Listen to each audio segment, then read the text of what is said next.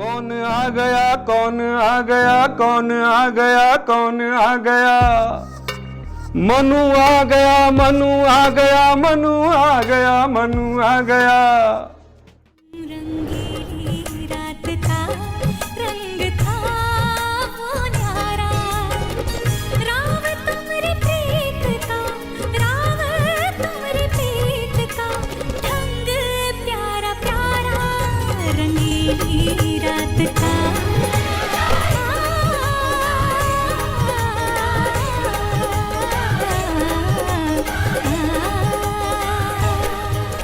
मेरे साथ हैं भीमा कोरेगांव फिल्म के निर्माता निर्देशक रमेश थेटे सर।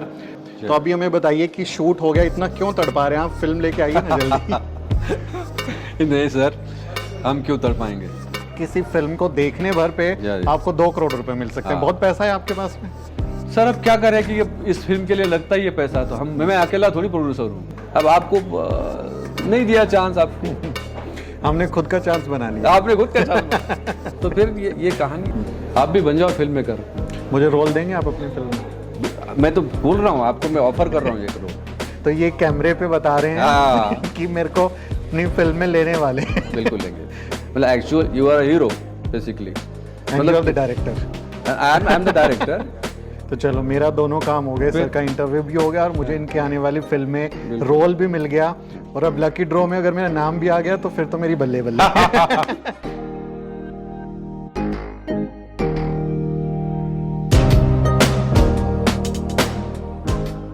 एक फिल्म है जो देश के मूल निवासियों के आत्मसम्मान के संघर्ष पर आधारित है। नाम है the battle of Bhima Koregaon. और इस फिल्म का बहुत ही ज़बरदस्त तरीके से इंतज़ार हो रहा है। पिछले 5 महीने पहले हम मिले थे। मेरे साथ हैं भीमा कोरेगांव फिल्म के निर्माता निर्देशक रमेश थेटे सर। उस समय फिल्म का काम चल रहा था। आज हम फिल्म के बारे में सवाल पूछेंगे और साथ ही रमेश सर जो हैं OTT प्लेटफॉर्म और एक डिजिटल न्यूज़ चैनल भी लेकर आ रहे हैं। फिल्म का क्या स्टेटस है, कब रिलीज़ होगी और जो लकी ड्रॉ इन्होंने अनाउंस किया था उसमें कब आपको करोड़पति बनने का मौका मिलेगा, ये सब हम पता करेंगे आज के इंटरव्यू में। रमेश सर बहुत बहुत स्वागत है आपका। Thank you. 5 महीने पहले मिले थे, फिर आप शूटिंग करने वाले थे। आप बता रहे थे कि एक सीन बचा हुआ है जिसका शूट होना है, फिर लॉकडाउन हो गया।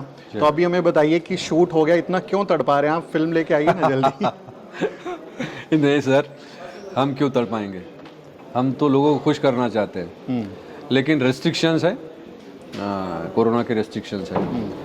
हमारा देखिए यूनिट बहुत बड़ा है और बड़े यूनिट को शूटिंग के इस माहौल में अगर हम इसको मतलब भीमा कोरेगांव की शूटिंग करना चाहते हैं तो बड़ा डिफ़िकल्ट है, क्योंकि रेस्ट्रिक्शंस बहुत सारे हैं। आप इतने बड़े यूनिट के साथ में लगभग 700-800 लोगों का यूनिट है, तो ये आप नहीं कर पाएंगे और पाबंदियाँ है। इसलिए लेट द रेस्ट्रिक्शंस भी हो। उसके बाद में थोड़ा काम बचा है, कोई बड़ा काम नहीं है ये। अब जल्दी उसको ख़त्म कर देंगे और पोस्ट प्रोडक्शन हमारा लगभग समाप्ति पर है, तो उसमें कोई दिक्कत नहीं है। ये जैसे जितना बचा हुआ काम रहेगा, 15 दिन के अंदर जो है 15-20 दिन के अंदर उसका पोस्ट प्रोडक्शन ख़त्म हो जाएगा, रेडी हो जाएगा, कोई प्रॉब्लम नहीं है। तो अंदाजा कितने महीने वेट करना है अभी हमको? अब वो डिपेंड करता है। देखिए अब कोई कह रहा है कि 3rd वेव आने वाली है। पिछले बार भी ऐसी हुआ था, हमने शूट प्लान किया और फिर ये कोरोना का नाटक हो गया। हमने जो बुकिंग की थी और कंपनी के सारे पैसे चले गए सारे, मतलब उस पर्टिकुलर शूटिंग के लिए जो रेट्स हो गए थे लगभग 20-25 लाख रुपए हमारा खर्चा उसमें जो मतलब हमको करना था, जो हम नहीं कर पाए शूट, वो ऐसे के ऐसे कंपनी के वेस्ट हो गए। तो हम नहीं चाहते, अगर माहौल वैसा हो शूटिंग करने के जैसा, तो हम शूट करके ख़त्म करके फिल्म को रिलीज़ करने की स्थिति में आ जाएंगे। और रिलीज़ अगर करना है तो फिर उसके लिए भी माहौल चाहिए। मतलब अगर आप कहेंगे कि भाई 50% पे आप इसको रिलीज़ करो, तो विच इज़ नॉट पॉसिबल। इतनी बड़ी फिल्म है, मैं मेरे मुंह से नहीं कहना चाहता कि बहुत बड़ी फिल्म है और ये है वैसा है। आप देखेंगे, आप खुद देखो, इसका फुटेज देखिए आप, इसका कैनवास कितना बड़ा है। तो कैनवास अगर इतना बड़ा है, आपका बजट इतना बड़ा है, स्टोरी इतनी बड़ी है, सब्जेक्ट इतना बड़ा है, तो 50% में रिलीज़ करके हम करेंगे क्या? बट आजकल OTT वाला बड़ा चल रहा है, फिल्में बन रही हैं, रिलीज हो रही हैं, OTT की तरफ ध्यान नहीं गया? सर देखिए, ये फिल्म OTT के लिए नहीं। जैसे मैंने भी मल्टीप्लेक्सेस वाले हमारे जो पार्टनर्स हैं, मतलब बड़े बड़े लोग हैं, उनसे हमने डिस्कस किया, उनको दिखाया जो हमारा फिल्म का कंटेंट है ना, कुछ कंटेंट हमने उनको दिखाया। उनका कहना था कि भूल कर भी OTT पे आप इसको रिलीज मत करो, ये ऐसी ऐसी बड़ी फिल्म है ये। तो अगर वो लोग हमसे ज़्यादा एक्सपीरियंस तो वो लोग हैं, उनको मालूम है, कई लोगों की फिल्में वो अपने मल्टीप्लेक्सेस में दिखाते हैं। अगर वो लोग कह रहे हैं कि आप ये OTT पे मत रिलीज करो, तो हम तो चाहेंगे कि हम थिएटर मतलब में बड़े पर्दे पे देखेंगे तो ज़्यादा मज़ा आएगा, एंजॉय कर पाएंगे। बड़े पर्दे पे ही इसको रिलीज करेंगे। अब कितना टाइम लगेगा मैं तो नहीं कह सकता, लेकिन जितने जल्दी हो सकता है उतना हम करना चाहिए। फिर फिल्म का ट्रेलर दिखा दीजिए, अभी ट्रेलर आप लोगों ने लॉन्च ट्रेलर तब होता है जब फिल्म रिलीज होती है, उसके 2 महीने पहले शुरू होता है वो। ये पैटर्न है, आप किसी से भी पूछ लेंगे तो आपको बोलेंगे। उसमें रिलीज डेट बताना पड़ता है। रिलीज डेट बताना पड़ता है और 2 से 2.5 महीने का पीरियड होता है। फिर आपका प्रमोशन चलता है, टीवी चैनलों पे आपके एड्स आते हैं, न्यूज़पेपर में आप एड्स करते हैं कि रिलीजिंग ऑन फलाना फलाना डेट। तो उसके साथ आप ट्रेलर, हमारा ट्रेलर तैयार है। जब गानों के टीजर हमने रिलीज किए तो फिर ट्रेलर भी रिलीज करेंगे, जल्दी करेंगे। अच्छा, इस फिल्म में मतलब हम देख रहे हैं कि कई सारी चीज़ों में क्रेडिट में आपका नाम है। मतलब आप प्रोड्यूसर हैं फिल्म के, डायरेक्टर हैं, राइटर भी आपने काम किया हुआ है, गीतकार भी हैं, गीत भी लिखे हैं, गाया भी। आपने इस फिल्म में एक्टिंग क्यों नहीं की? वो भी कर लेते। वो थोड़ा सा सस्पेंस है, रहने दो, उस पर अभी बात नहीं कुछ है आपका कोई पार्टिकुलर सीन है? नहीं, ठीक है। देखो, ये दिस इज माय बेबी है ना। मैंने कुछ ऐसी बातें सोच के रखी है जो फिल्म के रिलीज के बाद जो है लोगों को पता चलेगी। थोड़ा सा सस्पेंस रहने दो, सस्पेंस के बाद जब पर्दा खुलेगा तो बातें आएंगी। बट एक सस्पेंस है आपके लकी ड्रॉ पे, आपने अनाउंस किया था कि जो 500 रुपये का VIP पास खरीदेगा उसको करोड़पति बनने का ऑफर मिलेगा। फिर आपने उसकी इनाम की राशि बढ़ाई और फिर उसके 1-1 लाख रुपए के 100 इनाम देने का भी ऐलान किया। तो उसको लेके कुछ अनाउंसमेंट्स हैं कि वो जब फिल्म रिलीज होगी हम तभी लकी ड्रॉ के बारे में पता चलेगा, या अभी हाल फिलहाल आप अनाउंसमेंट्स कर रहे हैं? देखिए, हमने क्या किया था, 4 प्रकार के इनाम थे, मतलब पुरस्कार, हम पुरस्कार कहते हैं उसको। एक तो सबसे पहले किया था कि 21 लाख के 5 बाबा साहब के नाम पे, छत्रपति शिवाजी महाराज, महात्मा ज्योतिराव फुले, सावित्रीबाई फुले और सरदार शिदना के नामदार जो हीरो है, मतलब उस स्टोरी के हीरो है जी, ऐसे 5 इनिशियली 1 करोड़ 5 लाख के पुरस्कार थे, इनाम थे। उसके बाद फिर कुछ लोगों ने कहा कि साहब 1 करोड़ का आप अनाउंस करिए, फिर हमने 1 करोड़ का अनाउंस किया। उसके बाद लोगों ने कहा कि साहब नो, आप 2 करोड़ का करिए अगर एक शो बुक करता कोई।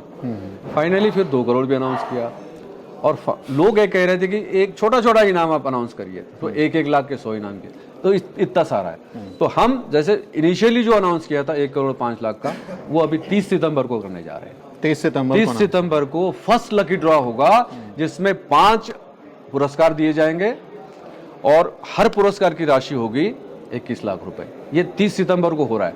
जो मैंने बोला था कि भले ही फिल्म रिलीज बाद में हो जाए, लेकिन लकी ड्रॉ हम सितंबर में करेंगे। सितंबर की 30 तारीख इस महीने की आखिरी तारीख है।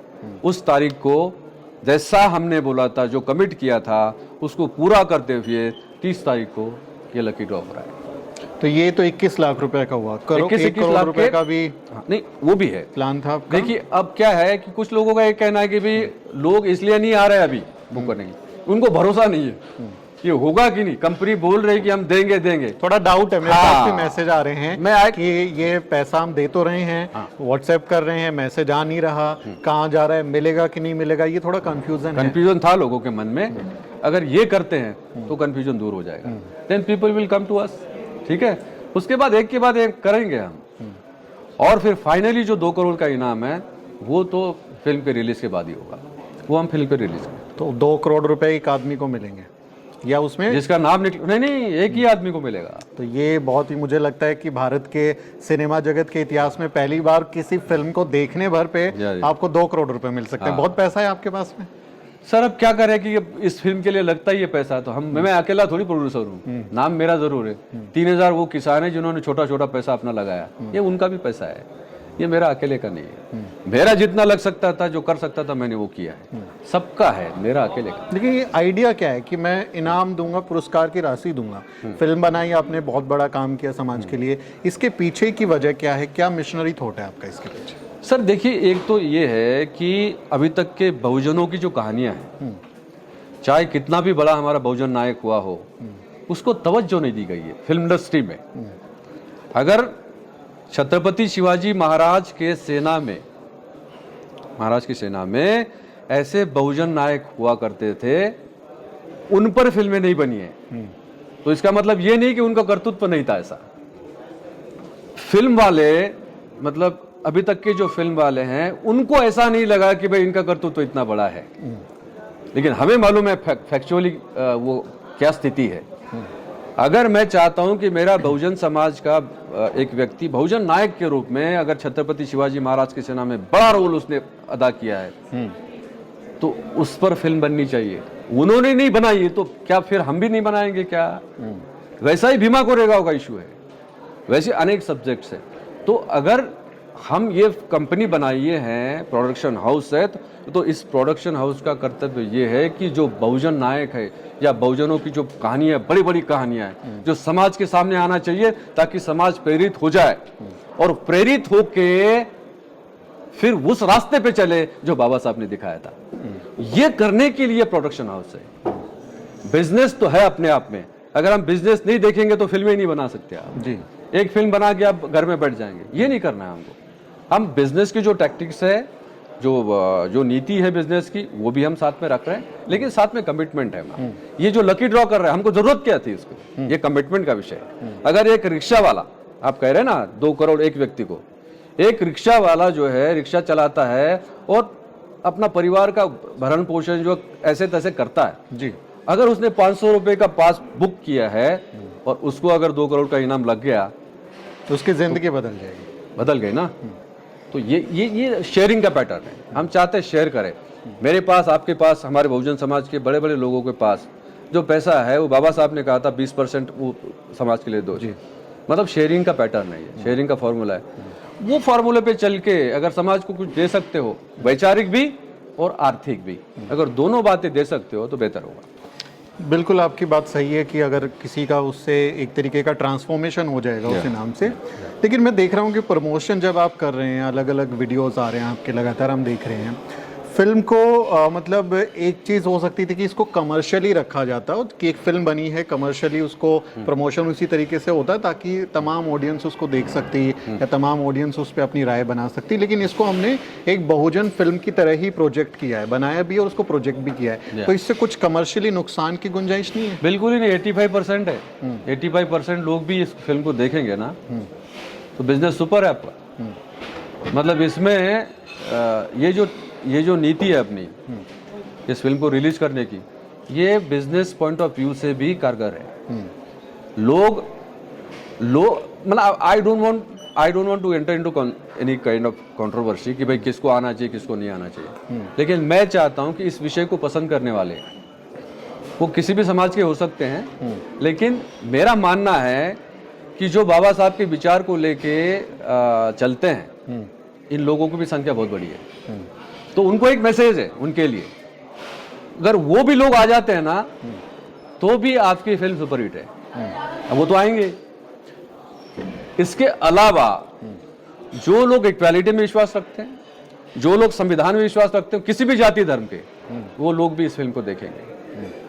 और फाइनली जो संविधान के अनुसार हमारी सोसाइटी होना चाहिए, राज होना चाहिए, शासन होना चाहिए और नीतियां भी वैसी बननी चाहिए, ये लोग जो जानते हैं और जो लोग इतिहास में इंटरेस्टेड है, फैक्चुअली क्या था, दिखाया क्या गया, लिखा क्या गया, इसका जो अंतर है, ये भी जो लोग जानना चाहते हैं, वो लोग भी ये फिल्म को देखने के लिए हैं। तो बिजनेस वाइज हम कहाँ नुकसान में है ही नहीं, हमारा फायदा ही फायदा है। तो अभी कितने पास आपके वीआईपी पास बिक गए हैं? उतनी तो ऑडियंस आएगी जिन्होंने खरीदा है। बिल्कुल आएगी। कितने बिक गए? अरे वो छोड़िए वो छोड़िए, बहुत बड़ा फिगर है। हाँ। बहुत बड़ा फिगर है। लोगों ने बहुत अच्छा सपोर्ट दिया है और मैं I am thankful to them. लेकिन ये तो ट्रेलर है। अभी एक बार ये लकी ड्रॉ होने दीजिए, अब फिर देखिए उसके बाद में लोग कैसे आते। इसके बाद फिर दूसरा लकी ड्रॉ आएगा, फिर तीसरा आएगा और फाइनली फिर चौथा जो है रिलीज के बाद आएंगे। तो ये सिलसिला चलेगा। इसको हमको लोगों को लेथार्जिक नहीं बनने देना है। अरे वो जब आएगा तब आएगा, अब क्या होगा, ऐसा थोड़ा सा एक भावना आई थी लोगों में। इसलिए मैंने सोचा कि भाई एक किए देते हैं। जैसा अपन ने बोला था उस पर अमल करो, और अमल करने के बाद लोग देखेंगे कि जैसा बोलते हैं वैसा करते हैं, और लोग आ जाएंगे, डिलीवर करेंगे। हाँ डिलीवर। अच्छा, मैं देख रहा हूँ कि बहुत सारे, आप तो अपनी मेहनत कर रहे हैं, फिल्म बना रहे, तमाम चीज़ हो रही है, लेकिन बहुत सारे लोग एक नैरेटिव भी चला रहे हैं। जब हम देखते हैं कि भाई ये जो फिल्म है बना रहे हैं, अंग्रेज़ों की जीत का जश्न मना रहे हैं, ये तो कुछ देशद्रोही टाइप की एक्टिविटी कर रहे हैं, ऐसा कमेंट्स में मैंने पढ़ा है। उन पे नज़र रहती है लोग क्या कह रहे हैं? नहीं, ऐसे लोग कम हैं, लेकिन है। जैसे मुझे एक ईमेल आया था, पूना के व्यक्ति है वो, जाहिर है पसंद नहीं करते इस विषय को। वो कह रहे थे कि भाई ऐसी कोई घटना ही नहीं घटी है जिस पर आप फिल्म बना रहे हो जी। अब शुरुआत यहाँ से हम क्या बोले? शौर्य स्तंभ पे जाके देखिए नाम किसके हैं। और वो हमने नहीं बनाया, अंग्रेज़ों ने तो बनाया। अंग्रेजों ने बनाया। भाई इतिहास जो वो चाहते हैं वो लिखा उन्होंने, लेकिन एक्चुअली जो है वो अंग्रेजों के रिकॉर्ड्स में देखेगा आपको किसने क्या किया। कैप्टन स्टॉन्टन का आप उसकी डायरी पढ़िए आप, वो तो गैजेटरी में आपको पढ़ने को मिलेगी, पढ़िए उसमें क्या लिखा है। सारे नाक नाक नाक नाक मिलेंगे आपको। ये कौन लोग थे? दे वर ऑल महारसी ना, बेसिकली दे वर बहुजन्स, नागवंशी लोग थे। ये नागवंशियों का कमाल है, उनको नहीं लगता है जो विरोध कर रहे हैं, लेकिन इसका मतलब ये थोड़ी कि हुआ नहीं है ऐसा। अब उनका सोच, उनकी सोच अलग है, उनका विचार अलग है, हमारा विचार अलग है। उनको अधिकार है अपनी बात कहने का, हमको अधिकार है अपनी बात कहने का। हम हाथ में तलवार लेके खड़े हैं क्या? हम तो संविधान लेके खड़े हैं हाथ में। भाई तुमको अधिकार है, हमको अधिकार है। हमको जो बात बतानी अपने लोगों से बोल रहे हैं, और इतिहास से विपरीत जाके कुछ कर नहीं रहे। जो रिकॉर्ड में लिखा है फैक्ट्स हैं, उन्हीं को फैक्ट्स है। रखना। और क्या? अच्छा, अभी मैं देख रहा था आपने अनाउंसमेंट्स की कि आप इसके अलावा भी कुछ प्रोजेक्ट पे काम कर रहे हैं। एक किलर लॉकडाउन नाम से आप लोगों ने अनाउंस किया कि आपका कुछ काम कर रहे हैं। वो फिल्म होगी, डॉक्यूमेंट्री होगी, या क्या क्या उसके बारे में कुछ बता पाएँ आप हमारे? किलर लॉकडाउन क्या प्रोजेक्ट है? किलर लॉकडाउन पे बेस्ड रियल लाइफ स्टोरी है। ये बहुजनों के जीवन पर, बल्कि एक बहुजन व्यक्ति के, एक बहुजन परिवार की एक दर्दनाक कहानी है ये। उसको क्या झेलना पड़ा, क्या हुआ, उसकी गलती क्या है, बहुजन समाज जा कहाँ रहा है ना। और बहुजनों में भी वो ओबीसी कैटेगरी है। ओबीसी पर्टिकुलरली ये कहानी ओबीसी की है। ओबीसी समाज का एक परिवार, उसको क्या झेलना पड़ा लॉकडाउन के कारण और नीतियों के कारण। उस परिवार पे क्या संकट आया, और फाइनली उस परिवार को क्या भोगना पड़ा, क्या झेलना पड़ा। और तथाकथित माहौल में, और अंधविश्वास, कर्मकांड, और इसमें जो हमारे ओबीसी समाज के कुछ लोग अपना समय, पैसा सारा बर्बाद कर देते हैं, और फाइनली जो उनको करना चाहिए वो नहीं करते हैं। इसको हूबहू विद प्रमाण दिखाने वाली जो स्टोरी है वो है किलर लॉकडाउन। तो जो एंटरटेनमेंट का काम है वो तो कर ही रहे हैं। वो तो है। एक सवालिया निशान जो कि सियासतदान, हुक्मरानों के आसपास लगाया जाता है, उस सवाल के निशान के पीछे भी भाग रहे हैं। सर देखिए, सत्ता में जो किरदार होते हैं, हाँ, उसमें अब आप तो मतलब इतने एक्सपीरियंस व्यक्ति है, आपको मालूम है सत्ता में जो अलग अलग किरदार होते हैं उनकी अपनी अपनी भूमिका होती है, और उन भूमिकाओं को पर्दे पे उतार कर कौन क्या कर रहा है, क्या करता है, पर्दे के पीछे क्या करता है, आगे क्या करता है, और फाइनली उसका इफेक्ट क्या होता है, वो हमें और आपको मालूम है। प्रशासक के रूप में मैंने देखा है, पत्रकार के रूप में आपने देखा है। और लोगों को ये जानने का हक है कि उनको जाना कहाँ है।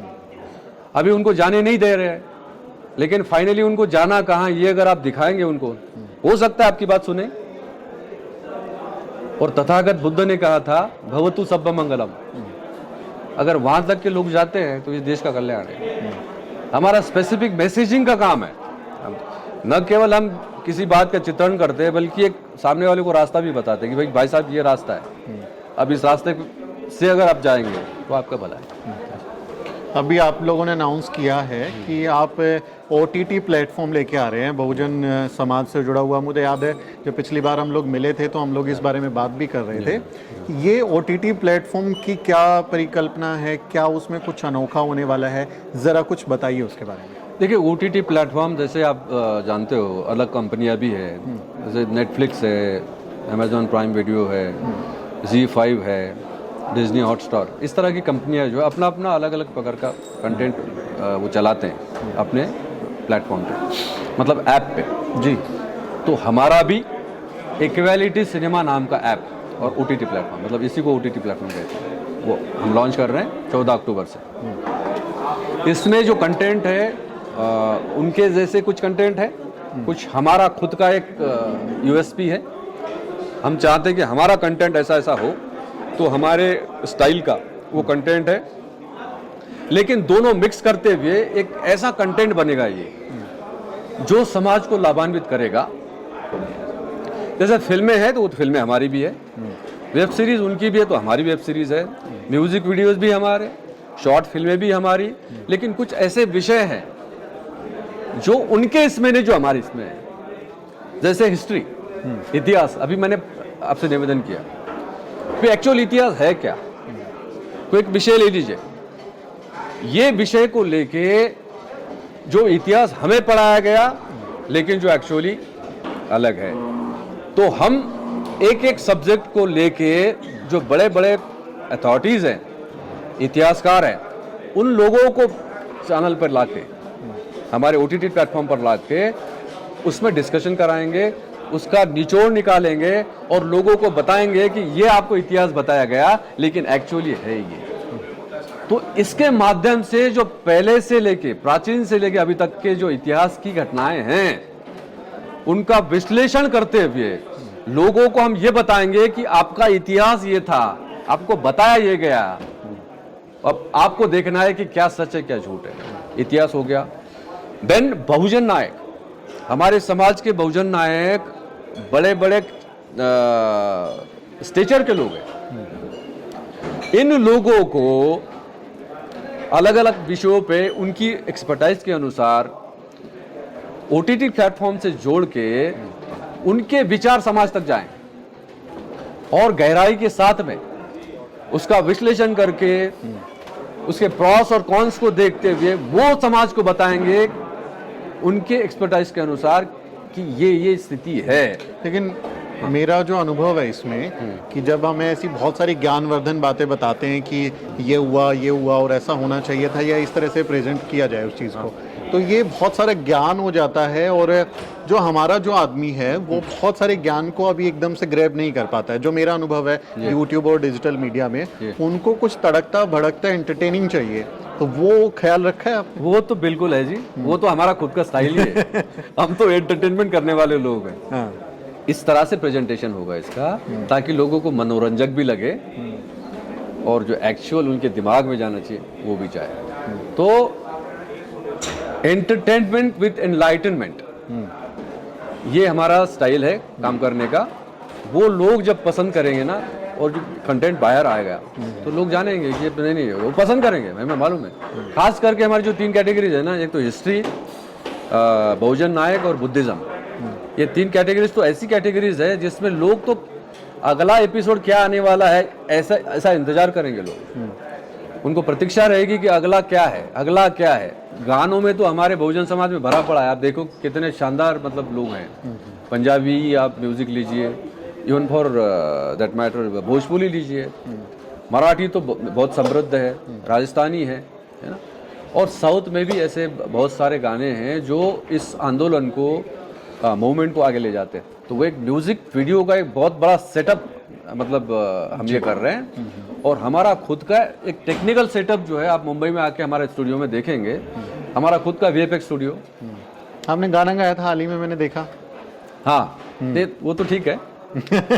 तो खुद का टेक्निकल एक्सपर्टाइज हमारा इतना बड़ा होगा, आप खुद आके देखिए, विजिट में आपसे रिक्वेस्ट करूंगा, आप मुंबई आके हमारा स्टूडियो देखिए। तो अगर आपके पास टेक्निकल सपोर्ट है, सेटअप है, ग्रैंडनेस है और उसके बाद कोई कंटेंट आप लेके आएंगे तो उसमें मतलब तो तो कुल मिला के OTT प्लेटफॉर्म एक समृद्ध प्लेटफॉर्म होगा, लोग इसको पसंद करेंगे और ये केवल 100 रुपये प्रति माह के इसमें हम देना चाहते हैं।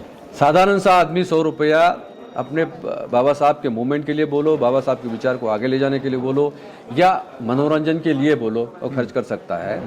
और ये इस तरह से जो है हम इस काम को करना चाहते हैं। इसमें हमारे समाज के लोग जो है बिजनेस पार्टनर के रूप में जुड़ सकते हैं और बिजनेस पार्टनर के रूप में काम करके लोगों का भला भी कर सकते हैं, उनकी सेवा भी कर सकते हैं और उनका खुद का भी बिजनेस के रूप में उनका फ़ायदा हो सकता है। तो ये ऐसा पैटर्न है। आपने इक्वालिटी न्यूज़ की भी बात की कि डिजिटल एक चैनल लेके आएंगे, तो उसके लिए अभी आपने DRC NRC और शायद BRC ब्लॉक लेवल पे आप उसकी हायरिंग कर रहे हैं।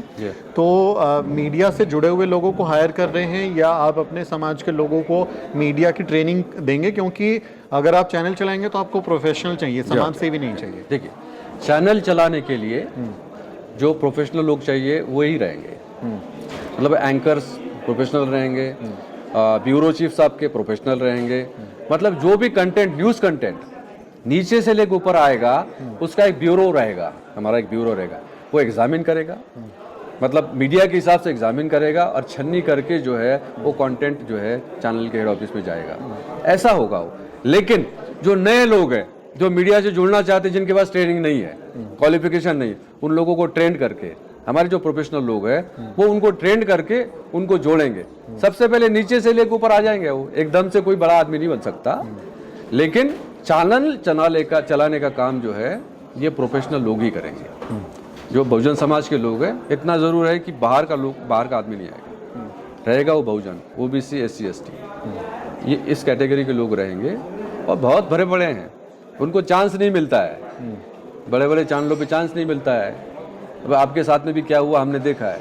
अब आपके कैलिबर का आदमी है क्या कहीं किसी चैनल में, है क्या? नहीं है।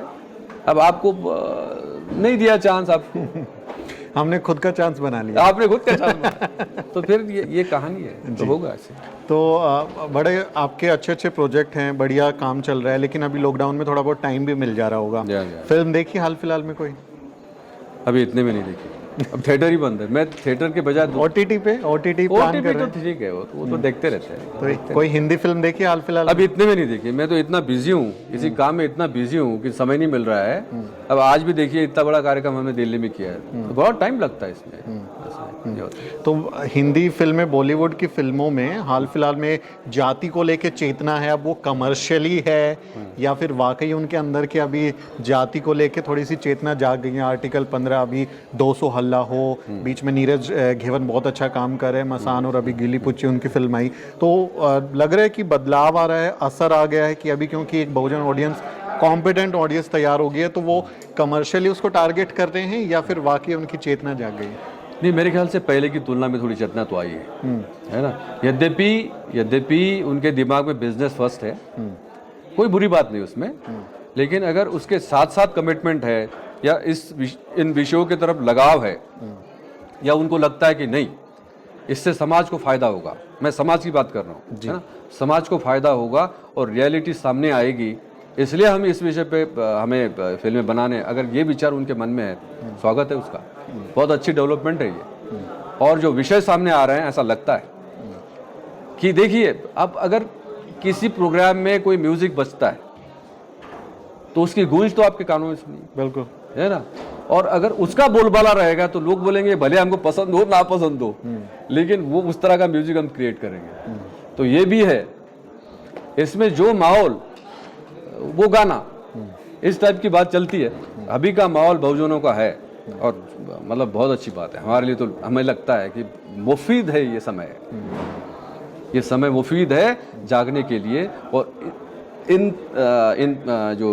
इन बातों में जो लोग अभी आ रहे हैं सामने, इनमें अगर कोई काम होता है, जो कोई कंटेंट क्रिएट होता है, फिल्में बनती है, बहुत अच्छी बात है। मुझे तो बहुत अच्छा लग रहा है, आई एम एंजॉयिंग दिस। अभी हम देख रहे हैं कि जो रीजनल सिनेमा है, खासकर अगर साउथ इंडिया की हम बात करें तो तमिल सिनेमा से बहुत शानदार फिल्में आ गई। अभी कर्णन फिल्म आई, उसके बाद पारंजीत का जो सरपट्टा परम्बई फिल्म आई, वो एकदम धमाल मचा दिया उन्होंने। तो पोटेंशियल जो छुपा हुआ था या जिसको अवसर नहीं मिला था, अब तो मतलब मुझे लगता है ये सिनेमा, ये सब टीवी, ओटीटी, डिजिटल, यूट्यूब सब हमारा ही है। ऐसा लग रहा है, ये मतलब ऐसा लगता है कि अभी लोगों को ये मालूम हो गया कि ऐसी वैसी बातों में पड़े रहने से बेटर है रियलिटी को जाने और उस पर काम करें।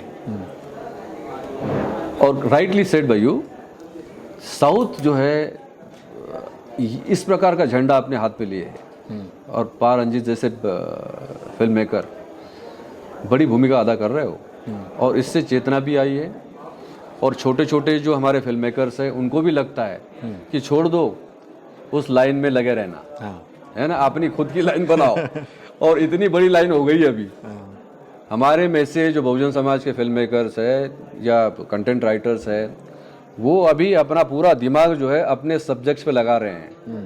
नागपुर की छोटी सी घटना जो हल्ला हो, 200 हल्ला हो, ये वाली फिल्म जो नागपुर की घटना ही है, नागपुर की घटना, रियल लाइफ स्टोरी है, रियल स्टोरी, रियल स्टोरी है ये। हाँ? महार महिलाओं ने जो उन पर जो अत्याचार करता था, वो जो क्रिमिनल था, उस क्रिमिनल ने उनका जीना हराम कर दिया था। बहू बेटियों के साथ में जब चाहे उठा के ले जाना और वो अत्याचार करना वो था।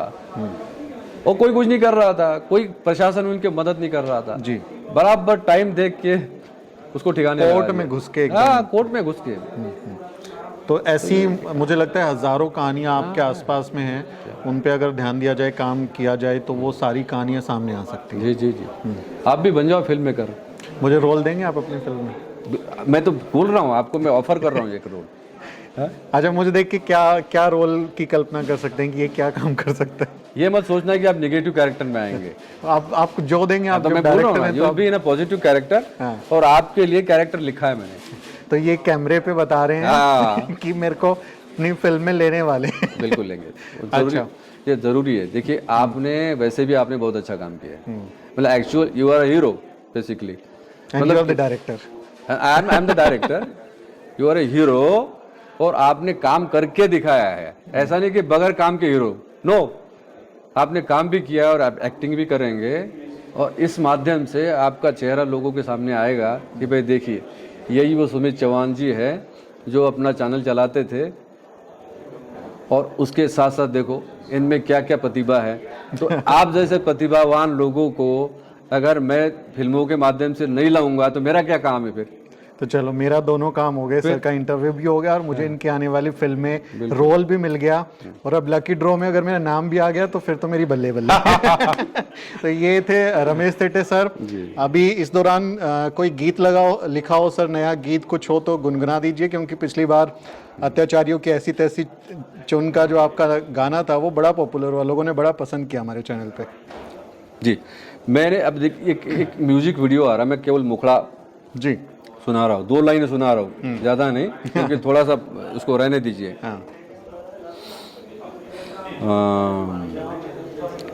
देखिए, संविधान खतरे में है, उसकी 2 लाइनें हैं। मैं पूरे म्यूजिक के साथ में तो नहीं सुना सकता आपको, एक्चुअली रिकॉर्ड हुआ है वो गाना, अभी हमने रिकॉर्ड किया है जी। म्यूजिक मैंने और ललित जी ने किया, गाना मेरा ही है, मैंने ही लिखा है। और ये आपको म्यूजिक वीडियो में एक फ्लैगशिप वीडियो है ये, है, उसकी शूटिंग अभी होने वाली है, अभी करेंगे हम लोग। तो देखिए, आइडिया ये है कि संविधान बाबा साहब ने लिखा, संविधान सब पर लागू है जी, लेकिन जो संविधान लागू करने वाले लोग हैं उनका एजेंडा अलग है। ठीक है, वो एजेंडा है मनु का, और उनके हाथ में झंडा है मनु का, और काम क्या है उनका? संविधान को लागू करना। कैसे होगा ये? जी। तो ये जो द्वंद्व है, ये द्वंद्व को इस गाने में हमने लाया है, और इससे ज़रूर जो है एक नैरेटिव पैदा होगा, क्रिएट होगा। मैं चाहता हूँ, I am a narrative creator basically, और इसको लेके ये गाना हमने बनाया है। और इसका वीडियो जो है आप लोग देखें। हम इंतजार कर रहे हैं। हाँ, फिर दो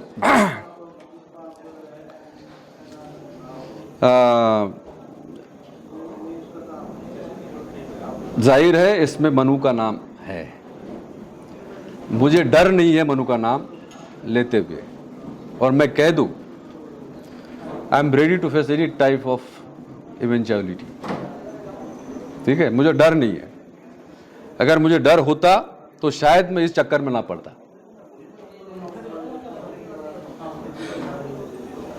केवल एक मुखड़े की एक लाइन में आपको सुना रहा हूं जी।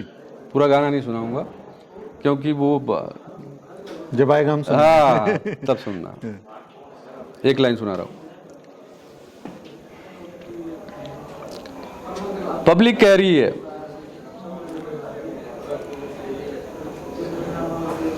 कौन आ गया, कौन आ गया, कौन आ गया, कौन आ गया।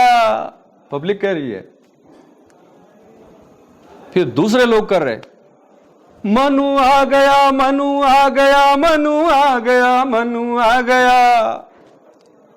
कौन आ गया, कौन आ गया, कौन आ गया, कौन आ गया।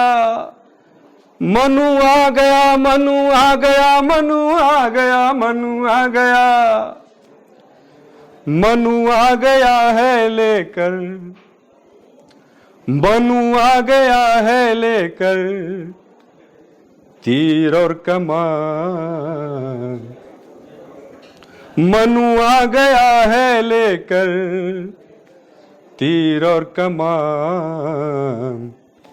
बचाओ बचाओ रे अपना संविधान, बचाओ बचाओ रे अपना संविधान। बचाओ कौन कह रहा है? डॉक्टर बाबा साहब अम्बेडकर कह रहे हैं। He is playing the role. खूबसूरत, बहुत शानदार। तो मनु आ गया है लेकर तीर और कमान, और बाबा साहब कह रहे हैं बचाओ बचाओ रे अपना संविधान। This is the idea of the song, you know. This is great Indeed. yeah. सो ये मुखड़ा अगर इतना शानदार है तो जो गीत आएगा वो किसी क्रांति से कम नहीं होगा। Yes. इसकी झलक आपको मिल गई। तो ये थे रमेश थेटे सर, जो कि the battle of Bhima Koregaon film के निर्माता निर्देशक हैं। और हम जल्दी उम्मीद कर रहे हैं कि फिल्म रिलीज़ हो और हम सिनेमाघरों में टोली बना के जाएं, और जब सर का गाना बजे, जब डायलॉग आएँ तो हम सीटियाँ बजाएं और तालियाँ बजाएं और अपनी फिल्म का, अपने इतिहास का जश्न मनाएं। तो बहुत बहुत शुक्रिया सर हमसे बात करने के लिए। Thank you sir, thank you. तो मेरा नाम सुमित चौहान है साथियों, और इस वीडियो को बनाने में मेरी मदद कर रही है मेरी सहयोगी अजरा परवीन और आशीष कुमार कटारिया। हमारे वीडियो को ज़्यादा से ज़्यादा शेयर करें और हमारे चैनल को सब्सक्राइब करना ना भूलें। अगले वीडियो में मिलते हैं साथियों। Thank you all. Done.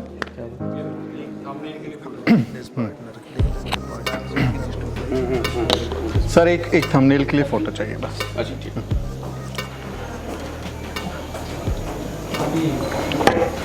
Great sir, मजा आया बात करके। आपने निकलवा ही लिया मेरे से गाना। अब कुछ तो जनता को दूं ना मैं।